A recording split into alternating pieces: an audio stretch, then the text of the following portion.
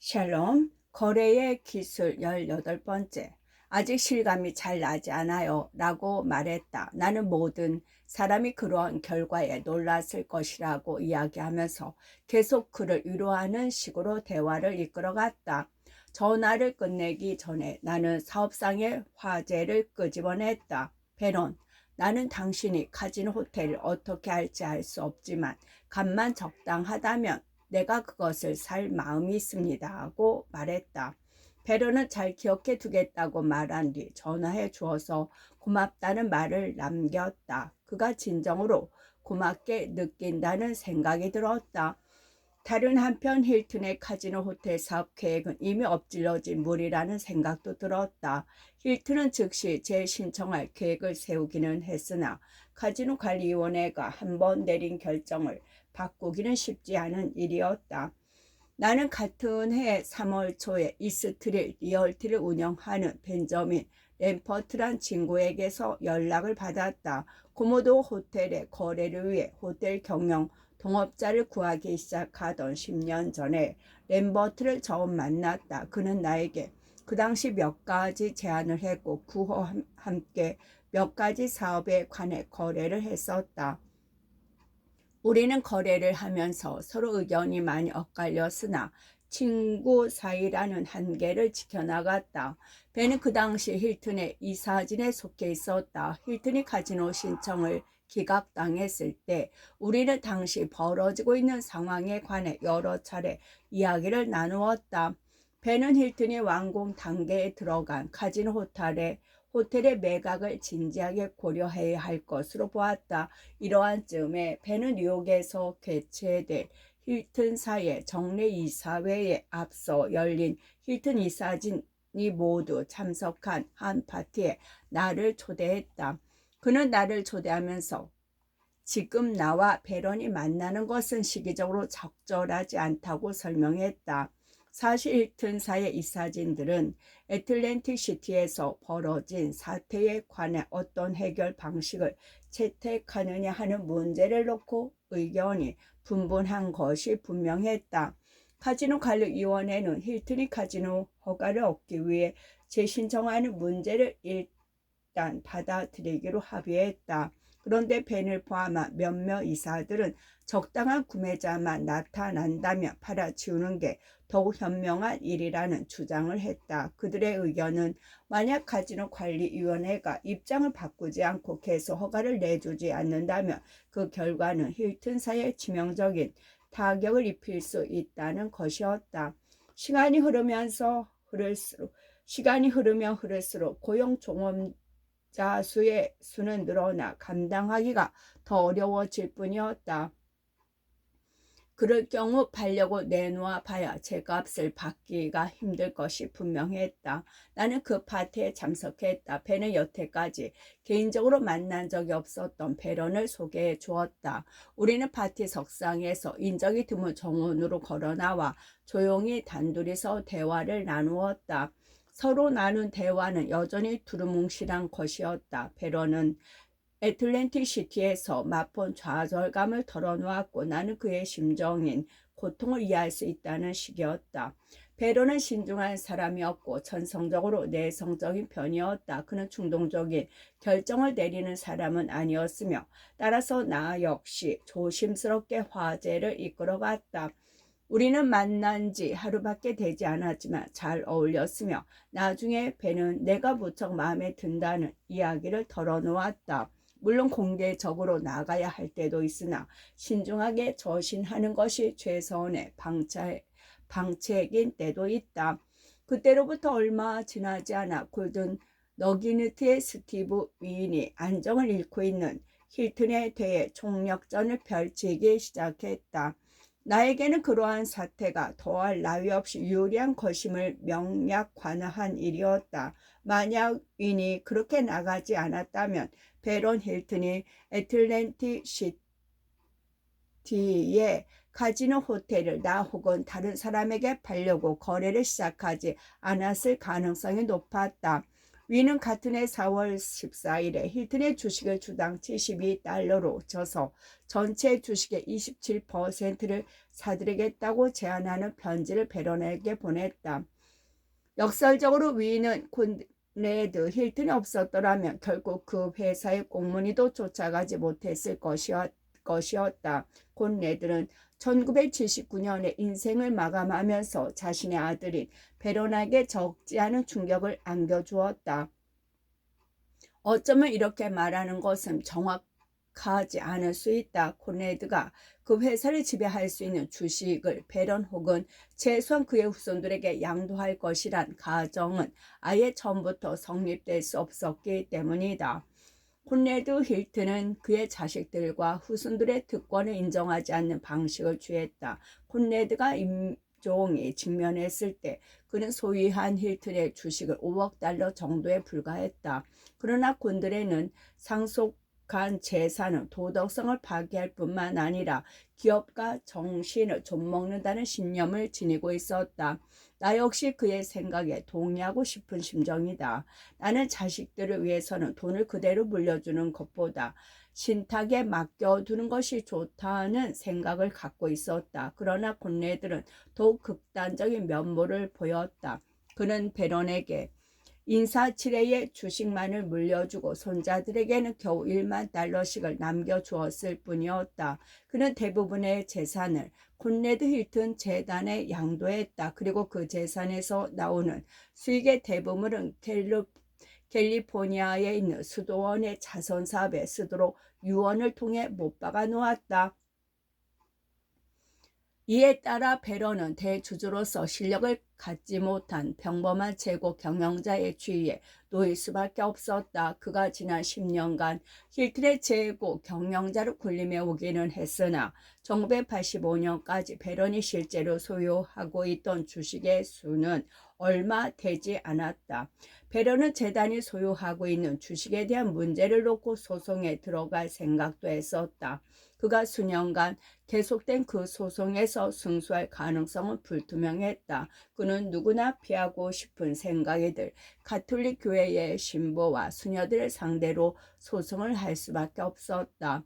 콘레드가 유산을 재단 측에 양도하면서 정해놓은 조건은 만약 재단이 그가 남긴 주식을 관리할 수 없는 사태가 발생할 경우 베런이 1979년 주식시장 가격을 기준으로 그 주식을 사들일 권리가 있다는 것이었다.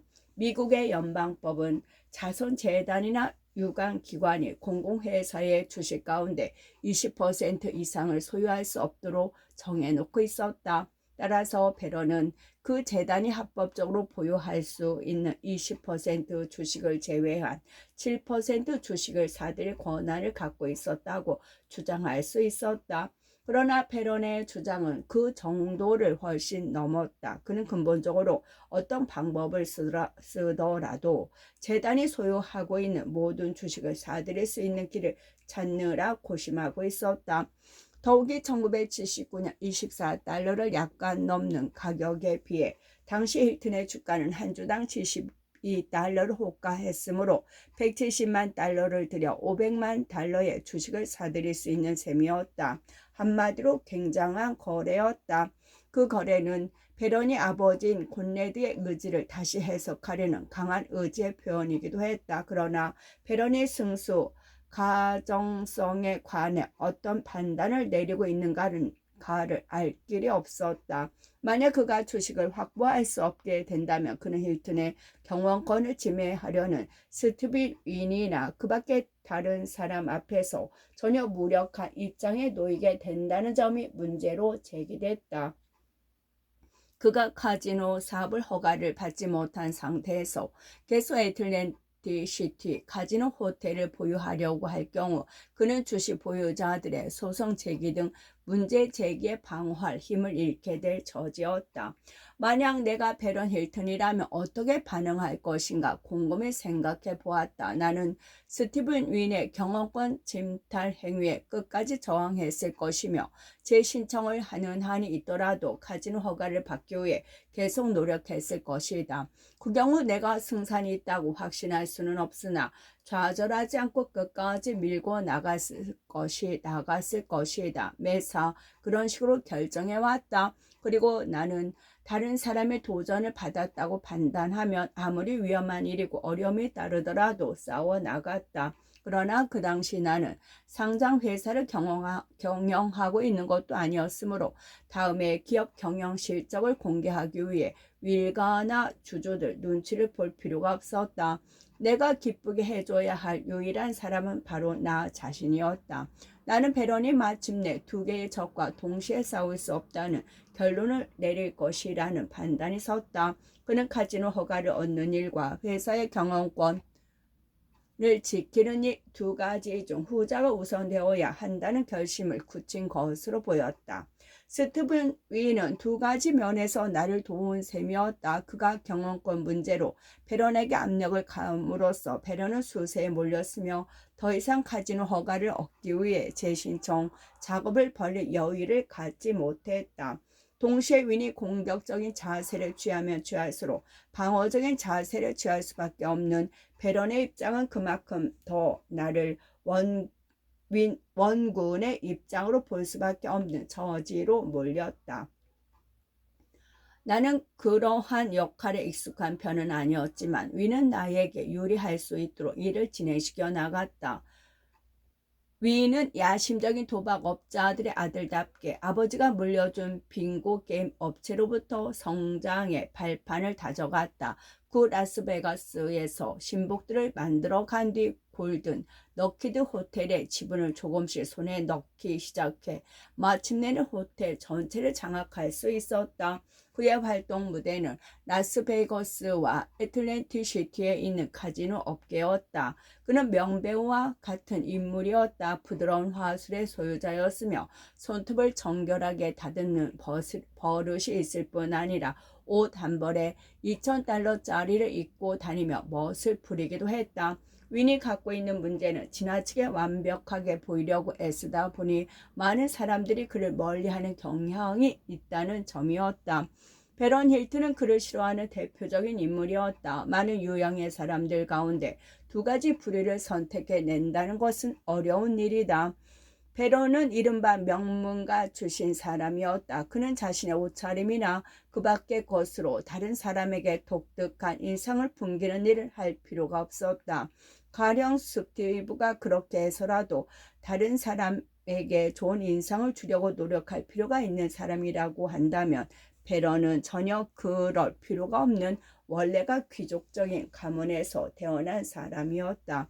비록 스티브가 시인하지는 않았지만 그는 힐튼의 경영권을 장악하려고 시도했을 때 전혀 손해볼 게 없는 상황이라고 확신했었던 것 같았다. 나는 스티브가 힐튼의 애틀랜틱 카지노 호텔을 적당한 가격에 사들이는 것을 목표로 하고 있다는 것을 파악했다. 많은 사람들이 스티븐의 이러한 속셈을 꿰뚫어보고 있었다. 그러한 추측은 상당히 논리적인 데가 있었다. 사면초가 상태에 놓여있는 베런은 스티브와 거래를 함으로써 일석이조의 효과를 볼 수 있다는 것이다. 그런 베런이 스티브에게 카지노 호텔을 파는 것을 조건으로 해서 스티브가 힐튼의 경영권을 장악하려는 야심을 포기하는 데 합의하게 만든다는 것이다. 그러나 스티브 위는 베런이 얼마나 자신을 혐오하는지를 간과하고 있었다. 이 때문에 내가 들어설 자리가 마련된 셈이었다. 윈이 힐튼의 주식을 사들인다는 결정을 내린 후에 어느 날 베런 힐튼은 나와 협상에 더욱 적극적인 자세를 보이게 됐다. 힐튼 측이 2억 5천만 달러에 사겠다고 운을 뗐다. 나는 베런이 그 정도 금액으로는 반려하지 않을 것이란 사실을 잘 알고 있었다. 그는 전에 나와 처음으로 만났을 때 설비 투자에 모두 3억 2천만 달러를 투자했다고 밝혔던 적이 있었다. 돈이 문제가 아니라 전력을 다해 건설한 카지노 호텔을 팔 수밖에 없는 사실 자체만으로 벨런에게는 큰 충격이었으며 손해를 보면서 판다는 것을 주주들에게 알릴 것을 생각한다면 그러한 제의는 받아들여질 수 없음이 분명했다. 며칠 뒤에 나는 3억 2천만 달러를 내겠다고 통보했다. 이런 종류의 협상에서는 너무 약삭 빠르게 굴면 오히려 손해를 볼 가능성이 많으며 시간적으로도 가능한 빨리 매듭 짓는 것이 유리했다. 그 가격으로 사거나 아니면 깨끗이 포기하겠다는 최후 통첩을 그에게 보냈다. 사실 내가 처음 제시한 2억 5천만 달러만 해도 내가 한평생 살아오면서 투자한 최대의 금액으로 손꼽힐 정도인데 3억 2천만 달러면 엄청난 돈이 아닐 수 없었다. 불과 1년 전 내가 애틀랜틱 시티에 카지노 호텔을 세울 때도 2억 2천만 달러가 채 들지 않았다. 그리고 그때만 해도 홀리데이 측이 재정 부담을 전적으로 짊어지고 5년간의 운영 손실에 대한 보장을 해주는 조건 때문에 한결 마음이 가벼울 수 있었다. 그러나 이번에는 모든 위험 부담을 내가 짊어져야 했다. 나는 3억 2천만 달러를 가격으로 제시한 뒤 곧장 친한 친구인 베뉴픽처 하노버의 회장인 존 도렐에게 전화를 걸었다. 우리는 많은 거래를 하면서 신의를 굳혀왔으므로 서로 뒷말이 필요치 않은 사이였다. 나는 그에게 존 애틀랜틱 시티 힐튼 카지노 호텔을 매입하기로 결정했으니 3억 2천만 달러만 빌려주게. 가능하면 일주일 내로 빌려줄 수 있으면 더욱 좋겠네 라고 말했다. 존은 나에게 몇 가지 질문을 던진 뒤 좋아 그렇게 하지 라고 대답했다. 우리 사이의 거래는 대충 이런 식이었다. 신용이 얼마나 귀중한 재산인가를 여실히 보여주는 좋은 예가 아닐 수 없었다. 그 대신 직접 채무에 대한 보증을 서주는 전례없는 조건을 제시해 그의 성의에 보답했다. 이 거래는 완전히 나의 배짱에 힘입은 것이었다. 나는 힐튼이 짓고 있는 카지노 호텔을 구경 한번 하지 않고 거래를 약속한 셈이었다. 동료들은 의아하게 생각하며 호텔 공사에 참가하고 있는 하청업자들로부터 공사에 관한 자세한 내용을 들어보라고 충고했다. 그러나 나는 힐튼이 겪고 있는 혼란 속에 나의 모습들을 들이미는 것은 불난집에 부채질하는 격으로 온당한 일이 아니라고 판단했다. 만약 내가 아버지에게 이런 이야기를 들려주었으면 정신 나간 짓이라고 꾸중했을 것임이 틀림없다. 내가 풋내기 시절에 아버지는 매입을 검토하고 있던 브루클린에 있는 한 건물을 살펴보는데 나를 데리고 간 적이 있었다. 아버지는 그 건물의 매가를 10만 달러에서 20만 달러 사이로 예상하고 있었는데 그때 우리는 아주 꼼꼼하게 이곳저곳을 둘러보았다. 몇 시간 동안 건물의 냉방 장치, 싱크대 보일러 지붕과 복도 등 살펴볼 수 있는 곳은 거의 다 살펴보았다. 아버지는 어려운 결정을 혼자서 내리려고 하지 않았다. 과거를 돌이켜보면 내가 결정을 내리지 못하고 계속 검토하고 있는 거래에 관해서는 주위 의견도 항상 엇갈려 나오기 십상이었다. 이번 경우에도 내가 조언을 구한 거의 대부분 사람들이 이 거래에 반대의 뜻을 표시했다. 반대하는 사람들 가운데는 우리가 해안 도로변에 세운 카지노 호텔 홀리데이 인과 동업하기로 한 거래에서 겪은 어려움들을 문제 삼기도 했다. 게다가 나는 앞으로 2달 내에 이런 엄청난 시설을 개업할 만한 준비조차 제대로 갖추지 못하고 있는 형편이었다.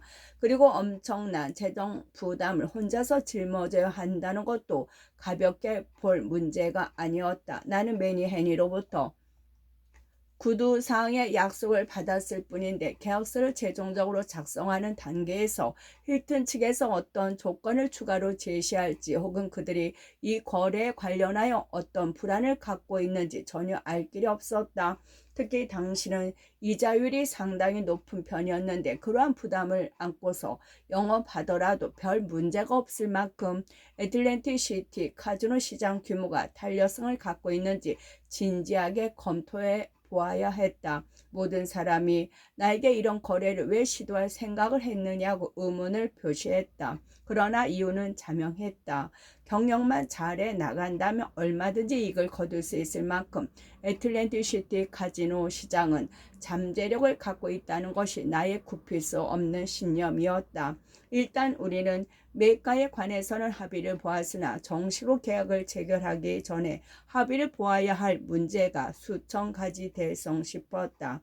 1985년 4월 14일 우리는 거래를 마무리 짓기 위해 양측 변호사들이 참석한 가운데 파크 에버뉴 101번지에 있는 제리 슈레이저 사무실에서 만났다.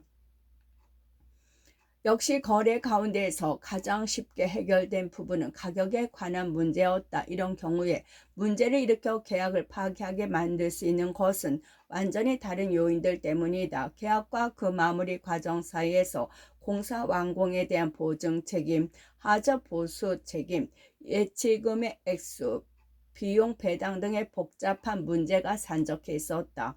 힐튼은 처음부터 강경 방침을 정해놓고 있었다. 근본적으로 그들은 계약을 체결한 시점의 상태대로 카지노 호텔을 팔고 싶어 했다. 그들은 더 이상 책임을 부담하지 않은 채로 애틀랜틱 시티에서 빠져나갔으면 하는 심정이었다. 특히 베러는 뉴저지주, 특히 애틀랜틱 시티에 대해 극도의 혐오감까지 갖고 있는 것처럼 보였다. 그는 이런 지긋지긋한 악몽에서 하루라도 더 빨리 벗어나면 좋겠다는 마음이었다. 그러나 나로서는 공사 완공에 대한 어떤 보장을 받지 못한다면 그 문제가 아닐 수 없었다. 나는 거래를 다 끝낸 뒤에 발목이 잡히는 불상사를 당하기 싫었다. 예를 들어 나중에 연관 공사나 에어컨디셔너 장치의 결함이 발견돼 보수 작업을 해야 할 경우에는 수백만 달러가 우습게 날아갈 수도 있었다. 협상 초기에는 우려하던 문제들에 관해 우리가 유리하게 거래를 끌어가는 듯이 보였다. 그러나 협상이 중반쯤에 도달했을 때 힐튼의 협상 대표인 그레고리 딜런 부사장이 샌프란시스코로 돌아가 있던 베런 힐튼으로부터 전화를 받았다. 딜런이 협상 장소로 다시 돌아왔을 때 갑자기 협상의 흐름이 바뀌는 것을 느낄 수 있었다. 확실치는 않지만 베런이 이 거래가 성사되지 않기를 바라는 것 같았고 최소한 협상의 마지막 순간까지 밀고 당겨 호텔의 매가를 올려 받으려고 하는 것 같은 느낌이 들었다. 어쩌면 스티븐 윈이나 골든 너기스트로부터 어떤 새로운 제안이 들어왔을지도 모를 일이었다. 어쨌든 딜런과 힐튼 측의 변호사들은 갑자기 합의를 끝내 문제들에 관해서도 이의를 제기하기 시작했다. 나는 많은 협상 경험을 통해서 볼 때 그들의 이러한 점들을 협상을 깨트리기 위한 방편으로 이용하고 있다고 파악했다. 예를 들어 만약 우리가 공사 완공에 대한 보증 문제를 합의하지 못한다면 그들은 더 나은 조건을 제시한 사람이 있기 때문에 협상을 깨트렸다는 비난을 받지 않고 점잖게 협상 테이블에서 빠져나갈 수 있을 터였다. 우리는 막다른 벽에 부딪힌 꼴이었다. 그때 그레이 딜러는 한 가지 제안을 했다. 그는 더 이상 진전이 없으니 일단 협상을 중지하고 내일 다시 만나서 이야기를 계속하자고 말했다. 표면상으로는 사려 깊은 제안으로 보일 수 있었다. 그가 제안을 했을 때는 토요일 아침이었다. 이틀 밤을 꼬박 새며 마라톤 협상을 하느라 협상에 참가한 사람들은 모두 지쳐 있었다. 그러나 나는 막상 협상이 하루 동안 연기된다면 이 거래는 결코 합의를 볼 수 없을 것이란 생각이 들었다. 그래서 나는 몇 시간 휴식을 취하고 오후 1시에 협상을 재개하자는 절충안을 제시했다. 힐튼 측 협상 대표들은 이에 동의했다. 그 당시 우리 측 변호사들은 이 거래를 모양 좋게 파기하는 것이 좋겠다는 말을 하며 나를 설득하려고 했다. 특히 제리 슈레이저는 재정 문제에 신경을 썼다. 그때만 해도 우리는 돈을 빌려주기로 한 매뉴픽처 하노버 측으로부터 공식적인 보증성을 받지 못한 상태였다. 그러나 나와 존 토렐 사이의 신용을 생각한다며 그 점은 그다지 문제될 게 없었다. 그러나 제리가 말한 핵심은 확실히 돈을 빌릴 수 있다 손치더라도 그 때문에 다른 큰 사업을 벌이려 할 경우 자금 융통에 어려움을 겪게 된다는 것이었다.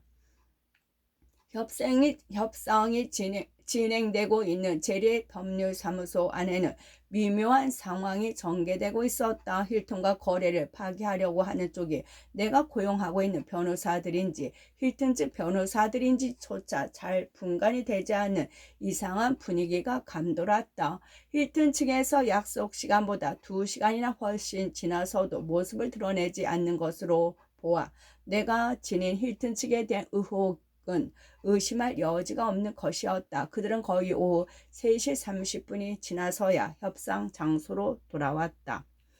나는 협상을 관찰하기 위한 전략으로 그들의 자존심을 건드리는 방법을 사용할 작정이었다. 나는 그들이 계속 애매한 태도를 취할 경우 공격적인 자세로 그들의 그러한 태도를 비난하기로 마음먹었다. 그들이 나와 거래를 하기로 굳게 약속한 뒤 어떻게 그 약속을 파기할 수 있겠는가? 그들은 3일간 계속 협상을 해놓고 한마디 해명도 없이 발뺌을 할 수는 없는 일이었다. 나는 변호사 비용만으로 이미 수십만 달러가 들었다. 그런데 그들이 계속 거래를 파기하려는 입장을 보인다면 그것은 몰염치한 짓이었다. 아니 비도덕적인 일일 뿐 아니라 명예를 전혀 생각하지 않은 파렴치한 짓이라고 나는 차근차근 따져 들어갔다. 나의 어조는 분노에 찬 것이라기보다는 그들의 배부를 찌르는 것이었다. 나는 얼마든지 언성을 높여 그들을 나무랄 수 있었으나 이런 경우에는 큰소리 치는 것이 역효과를 낼 수도 있었다. 거래의 대부분은 이미 협상을 거쳐 합의점을 찾았기 때문에 공연히 힐튼 측이 빠져나갈 구실을 만들 일을 하지 않는 것이 상책이었다. 물론 그들은 가능한 한 돌발 사고라도 일어나 이 거래를 파기하고 싶은 마음이 굴뚝 같았을 것이다. 나는 그들의 이러한 속셈에 말려들지 않으려고 바짝 긴장했다. 마침내 우리는 합의에 도달했다. 그들은 호텔 개업 준비를 마칠 수 있도록 최선을 다하며 아직 공정을 끝내지 못한 부분은 리스트를 작성해 완성할 수 있도록 하는데 동의했다. 그들은 또 나에게 매입가의 일부인 500만 달러에 대해서는 공사가 최선의 상태로 완성되었을 때 지급한다는 특약을 계약 조건에 삽입했다. 나는 공사가 대체로 무난한 편이라고 가정했다. 만약 이러한 가정에서 달리 사후에 공사의 중요한 부분에 결함이 발견될 경우 3천만 달러 이상의 추가 비용이 들게 될 것이며 힐튼 측은 여전히 이에 관련해 법적 배상 책임을 질 수밖에 없다고 확신했다. 1985년 4월 27일 오전 9시 우리는 악수를 나눈 뒤 정식 계약서에 서명했다. 나는 반환될 수 없는 2천만 달러의 예치금을 인계한 뒤 60일 후 나머지를 지불하기로 했다. 5월 1일에 처음으로 나는 3억 2천만 달러라는 거액을 들여 사들인 카지노 호텔로 발길을 옮겼다. 그곳에 들어가자마자 나의 결정이 옳았다는 생각에 기쁨을 감출 수 없었다. 아직 공사가 완공되지는 않았지만 정말 눈이 휘둥그레질 정도로 굉장한 건물이었다. 즉시 나는 모든 직원들을 공사 현장에 투입시켜 철야 작업을 시작했다. 우리는 남들의 1년 이상 걸려야 해낼 수 있는 일을 앞으로 6주 이내에 완성할 계획을 세웠다. 우리는 일단 카지노 허가와 관련한 서류 제출을 끝낸 뒤 힐튼 측의 양해를 받아 임시 점유권을 받아냈으며 힐튼 측의 고용에 공사하고 있는 사람들에 더해 1,500명을 추가로 채용했다. 우리는 호텔의 완공과 카지노의 영업을 동시에 이룰 수 있도록 만반의 준비를 갖춰나갔다. 우리는 이 카지노 호텔에 트럼프 캐슬이라는 이름을 붙이기로 했다. 내가 처음 생각해낸 것은 트럼프 팰리스였으나 시저스 팰리스 측이 팰리스란 상호의 독점권을 주장하며 소송을 제기하고 나서는 바람에 그렇게 바꾼 것이었다. 그런 문제로 소송을 한다는 것은 가치가 없는 일이었다. 우리는 사전에 광고 등을 통해 손님을 끌 필요가 있었기 때문에 트럼프 팰리스란 이름으로 수백만 달러를 들여 기껏 광고를 한 뒤에 법원의 결정으로 상호를 바꿀 수밖에 없을 경우 낭패가 아닐 수 없었다. 그러나 문제는 여기서 그치지 않았다. 내가 트럼프 캐슬이란 상호를 사용하기로 결정하자 이번에는 홀리데이 인 측이 동업 계약에 따라 운영하고 있는 카지노 호텔의 상호가 트럼프로 시작한다는 점을 들어 소송을 제기하고 나섰다. 그러나 우리는 몇 주 뒤에 홀리데이 인 측에 제기한 소송에서 깨끗이 승소함으로써 그 문제는 일단락됐다. 트럼프 캐슬의 문을 여는 것과 동시에 나는 베네피처 한호로부터 융자받고 있는 채무를 채권 발행을 통해 대체하는 방안을 금융기관들과 논의하기 시작했다. 나는 이자가 좀 많이 들더라도 내가 혼자서 짊어진 채무 부담의 굴레에서 벗어나고 싶었다. 채권을 발행하는 데서 가장 큰 문제는 트럼프 캐슬이 이제 막 출범한 카지노 업체이기 때문에 어느 정도의 채권을 발행해도 충분히 지탱할 수 있는지를 판단할 자료가 없다는 것이었다. 트럼프 오거니제이션은 카지노 운영에 관한 이렇다 할 영업 실적을 아직 갖고 있지 못했기 때문에 스스로 모든 문제를 판단해서 처리할 수밖에 없는 노릇이었다. 한마디로 트럼프 캐슬이 발행한 사채를 구입하는 사람들은 신용 하나만을 믿고 뛰어든 셈이었다. 그들은 우리가 시작부터 엄청난 성공을 거둘 것으로 예측하고 투기를 하고 있었다. 그리고 그것만이 우리가 1년에 4천만 달러의 채무 원리금을 변제할 수 있는 유일한 해결책이기도 했다.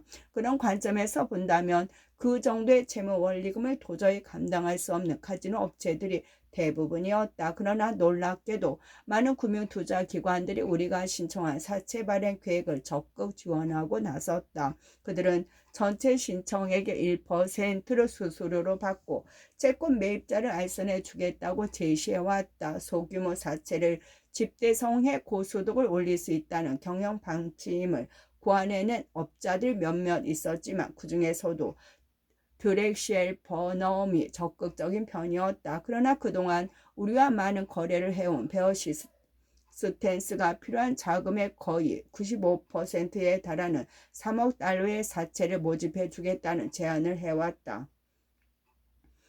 베어 스턴스와 앨런 그린버거 회장과 그의 동업자인 폴 홀랑비가 나에게 기꺼이 투자하기로 작정했다.